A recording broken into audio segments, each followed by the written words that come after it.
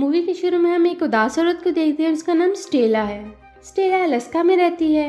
हुआ कुछ यूं कि अलास्का के इस टाउन में 30 दिन के लिए रात आ गई, यानी 30 दिन के लिए सूरज गायब हो गया। ये इलाका अमेरिका की रियासत अलास्का का है, जो कि सहारा जमीन के किनारे पर है। जमीन की रोटेशन तब्दील होने से यहाँ नवंबर को पोलर नाइट छा जाती है, जो मुकम्मल तौर पर जनवरी में खत्म होती है, लेकिन 30 दिन मुकम्मल अंधेरा रहता है। इस औरत के साथ और उसके टाउन में भी उन्हीं रातों में क़यामत गुजरी। जब ये लंबी रात शुरू हुई तो कुछ वैम्पायर्स ने उनके टाउन पर अटैक किया। वैम्पायर्स रोशनी में नहीं निकल सकते और वो खून पीने वाले मॉन्स्टर्स होते हैं। इन वैम्पायर्स ने टाउन में बहुत तबाही मचाई और इस सब में उसका हस्बैंड बहादुरी से लड़ता हुआ मारा गया। स्टेला ये सब बर्दाश्त नहीं कर पा रही थी, तो उसने डिसाइड किया कि वो अब इन वैम्पायर से बदला लेके उन्हें मार देगी। आस्का सिटी में लोगों को बताने जाते हैं। वो एक हाल में लोगों को बता रही होती है कि वैम्पायर्स हकीकत में होते हैं जो लोगों का खून पीते हैं, और वो सामने नहीं आते, हमारे बीच ही रह रहे होते हैं और हमारे साथ घुल मिल कर ही हमारा शिकार करते हैं। हमें नहीं पता कि कौन वैम्पायर है और कौन इंसान है। तो सब लोग उसकी बात सुनकर हंसने लगते हैं कि इस औरत का दिमाग खराब हो चुका है। तो स्टेला उन्हें अपनी बात सच साबित करने के लिए हाल में बैठे लोगों पर तेज अल्ट्रावायलेट रोशनी फेंकती है।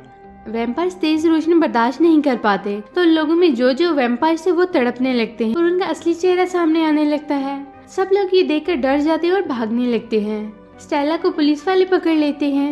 एक ऑफिसर उसे ब्लैकमेल करता है, धमकाता है कि तुम्हें ये सब छोड़ना होगा। वैम्पायर्स पर रिसर्च उन्हें पकड़ने का काम छोड़ना होगा, नहीं तो तुम्हारी जान जा सकती है। स्टेला को पुलिस वार्निंग देकर छोड़ देती है तो वो होटल के रूम में आ जाती है, जहाँ पहले से 2 आदमी और एक लड़की मौजूद थे। वो उनसे कहते हैं कि हमें पता है कि तुम वैम्पायर हंटर हो और हम भी वैम्पायर हंटिंग करना चाहते हैं, इसलिए हमें आज से मिलकर काम करना चाहिए। लेकिन स्टेला को पुलिस वालों ने ब्रेन वॉश किया तो उसे धमकाया था, जिसकी वजह से वो वैम्पायर हंटिंग से इनकार करती है। वो लोग भी हैरान हो जाते हैं कि उसे कुछ ही देर में क्या हो गया। उसे मनाने की कोशिश करते हैं लेकिन वो नहीं मानती। फिर इन लड़कियों के साथ ही क्रिस्टियन होटल रूम से बाहर आती है। वो देखती है कि सामने वाले रूम में हलचल हो रही है और फिर एक आदमी कूदता है। वो देखती है कि वो आम इंसान नहीं बल्कि वैम्पायर है, तो अंदर आकर सबको बताती है कि वो एक वैम्पायर हमारी तरफ ही आ रहा है। तो वो रेडी हो जाते हैं। वैम्पायर इनके रूम का डोर खोलने की कोशिश करता है और जैसे ही वो अंदर आने लगता है, लड़का उसे शूट कर देता है और वो मर जाता है। जब स्टेला देखती है कि उन्हें मारा जा सकता है तो वो भी उनकी टीम में शामिल हो जाती है। अब वो सब मिलकर एक लाइब्रेरी में जाते हैं, जहाँ उन्हें एक आदमी मिलता है। स्टेला से देखती ही समझ जाती है कि ये वैम्पायर है, क्योंकि उसकी आंखें ब्लैक हो रही थी और दांत भी लंबे हो रहे थे। वो उस पर गन तान लेती है, लेकिन उसका साथी उसे मना करता है और कहता है कि ये वैम्पायर है लेकिन इसे दिमाग कंट्रोल करना आता है, ये किसी को नुकसान नहीं पहुंचाता, क्योंकि वैम्पायर ने इस पर उसकी फैमिली पर अटैक किया। उसकी फैमिली मारी गई, लेकिन इस पर अटैक इतना जानलेवा नहीं था, इसलिए ये पूरी तरह से वैम्पायर नहीं बना। इसलिए ये अब हमारे साथ है ताकि वैम्पायर से बदला ले सके। ये इन्हें बताता है कि इन वैम्पायर्स की ताकत उनकी रानी है, वही इनको ऑर्डर और पावर देती है, और रानी बहुत सारा खून पीती है जिससे उसके पास बहुत सारी पावर आती है। वो एक फैक्ट्री में छुपी हुई है। हम सब वैम्पायर्स को नहीं मार सकते, इसलिए उनकी रानी को ही मारना होगा। जब उन्हें पावर और ऑर्डर देने वाला कोई नहीं होगा तो सब वैम्पायर्स कमजोर पड़ जाएंगे। अब वो सब प्लानिंग करने लगती हैं कि कैसे इस रानी पर अटैक किया जाए और उसे मारा जाए। ये सब देखकर स्टेला डर जाती है। वो कहती है कि मैं ये सब नहीं कर सकती, मैं अपनी जान खतरे में डालकर रानी के सामने नहीं जाऊंगी, और वह वहाँ से चली जाती है। उसका ग्रुप मेंबर अब उसके पास आता है और कहता है कि वैम्पायर्स ने मेरी बेटी को भी मारा और तुम्हारे हस्बैंड को भी। हम सब मिलकर उनका मुकाबला करने इकट्ठे हुए हैं। अब हम में से कोई भी पीछे नहीं हट सकता, हमें बदला लेना ही होगा। तो स्टेला एग्री हो जाती है। उधर हम उस पुलिस एजेंट को देखते हैं। वो है तो इंसान, लेकिन वो वैम्पायर्स की हेल्प भी करता है। उन्हें बताता है कि मैंने स्टेला को वार्न किया था, डराया भी था, वो अब तक शहर छोड़कर जा चुकी होगी। लेकिन क्वीन कहती है कि मुझे महसूस हो रहा है कि वो गई नहीं, इसी शहर में है, मुझे उसकी स्मेल आ रही है। लेकिन एजेंट को ये बात नहीं पता थी, तो वैम्पायर उसे मारते हैं कि तुमने हमारे साथ झूठ बोला। स्टेला और उसके वैम्पायर हंटर दोस्त उस फैक्ट्री की तरफ जाते हैं जिधर क्वीन है। वो उस फैक्ट्री के अंदर चले जाते हैं, लेकिन वैम्पायर्स को उनका पता चल जाता है और वो उन पर अटैक करते हैं। अब उनके बीच फाइट होने लगती है। वो वैम्पायर्स को मारने लगते हैं। इस दौरान एक वैम्पायर उनके दोस्त को काट लेता है। वो उसे उठाकर एक रूम में ले आते हैं। अब वो भी एक वैम्पायर बनने वाला था, लेकिन उसे अकेला नहीं छोड़ते। वो देखते हैं कि अगर वैम्पायर के काटने का असर किसी तरीके से खत्म किया जाए तो ये बच सकता है, नहीं तो जल्द ही ये भी वैम्पायर बनकर हम तीनों को मार देगा। वो कोशिश करते हैं लेकिन कुछ भी नहीं हो रहा था, वो बदल रहा था। स्टेला कहती है कि हमें इसे जल्दी से मारना होगा, लेकिन उसका दोस्त नहीं मानता क्योंकि ये उसका फ्रेंड था। तो स्टेला को हिम्मत करनी पड़ती है और एक पत्थर लेकर उसका सर कुचल देती है। वो तीनों उस रूम में दुखी होकर बैठ जाते हैं। रात हो जाती है तो उन्हें कुछ मूवमेंट महसूस होती है। जब डोर पर देखती हैं तो उनका लाइब्रेरियन दोस्त होता है। वो कहता है कि रात हो गई है, सब वैम्पायर शिकार पर निकले हैं, तुम जल्दी से अपने हथियार लेकर आ जाओ। वो सब जानने लगते हैं। उन्हें एक वैम्पायर मिलता है, वो उसे फाइट करके जख्मी कर देते हैं और अपने साथ अंदर ले आते हैं। वो उसे क्वीन के बारे में पूछते हैं, वो कुछ नहीं बताता। वो उस पर अल्ट्रावायलेट रेस फेंकते हैं जिससे उसकी स्किन जलने लगती है। वो तकलीफ से चीखता है। वो कहता है कि मुझे सच में नहीं पता कि वो कहाँ है। मैं इतना जानता हूँ कि जैसा अटैक अलास्का पर हुआ था वैसे ही एक और अटैक इस साल होने वाला है जिसमें तुम सब लोग मारे जाओगे। लाइब्रेरियन कहते हैं कि हमें उसे मारना नहीं चाहिए क्योंकि मर गया तो हमें उनका सीक्रेट ठिकाना नहीं मिलेगा। हम इसे जिंदा छोड़ देते हैं। जैसे ही ये वहाँ जाएगा हम उसका पीछा करेंगे, उस जगह पहुँच जाएंगे। उसे छोड़ देते हैं। वो जख्मी था तो वो चलता चलता अपने सीक्रेट ठिकाने पर पहुँच जाता है जहाँ बाकी वैम्पायर्स प्लानिंग कर रहे थे। ये लोग भी उसका पीछा करते उस जगह पहुँच जाते हैं। यहाँ पहुँचकर वो देखते हैं कि कपल को बांधा गया है। उन्हें बचाने आगे बढ़ता है तो वैम्पायर्स आ जाते हैं और उन पर अटैक कर देते हैं। उनसे बचते हुए उनसे फाइट करने लगते हैं, लेकिन वो बहुत ज्यादा थे, उन पर भारी पड़ रहे थे। सुबह हो रही थी और बाहर रोशनी बढ़ रही थी। स्टेला ये देखकर छत पर फाइट करके उसे तोड़ देती है और रोशनी अंदर आने लगती है जिससे वैम्पायर्स की स्किन जलने लगती है तो वह पीछे हट जाते हैं।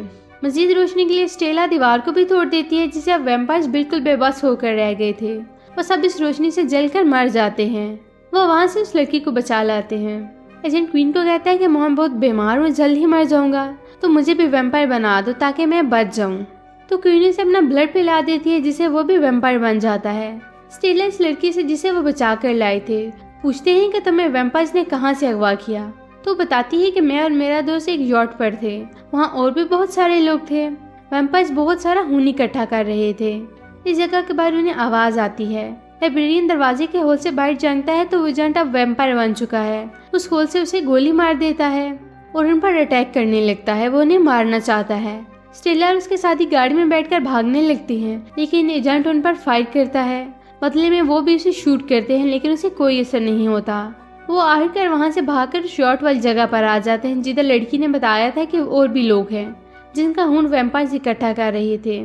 स्टेला देखती है कि यहाँ वैम्पायर्स एक सूरज की रोशनी से जले हुए वैम्पायर पर इंसानी खून डाल रहे हैं जिससे वो दोबारा जिंदा हो रहे हैं। यानी वैम्पायर सूरज की रोशनी से मुकम्मल तौर पर मरते नहीं हैं। उनको मारने के लिए उनका सर कुचलना या गर्दन काटना जरूरी है।